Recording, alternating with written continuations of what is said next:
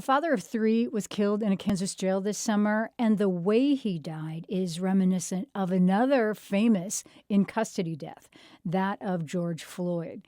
But the only reason we know that is because of a leak that I got. Here's what happened.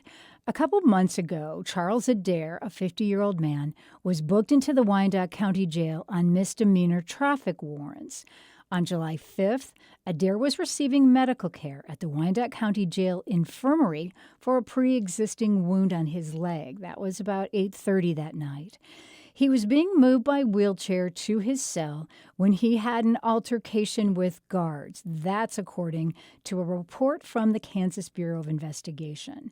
Staff were called in at 8:37 p.m. He was pronounced dead at 9:19 p.m.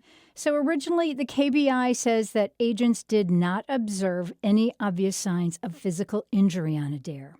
About 2 months later, the KBI released a follow-up statement. A final autopsy determined that Adair had suffocated and determined his death to be a homicide. That was the big news there. So what both the initial and those follow-up reports don't share is that a deputy was kneeling on Adair's back while he was being restrained. That was the part that I found in the coroner's report that was leaked to me. The Kansas Bureau of Investigation also didn't mention other facts found in the coroner's report, such as the coroner's findings that Adair had multiple rib fractures, a sternal fracture, and bruising on the top of his back and shoulders.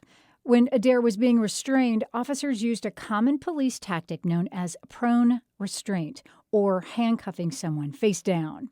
This tactic became infamous when it was used in the killing of George Floyd in Minneapolis in 2020, but it has been known to be deadly since the mid-1990s.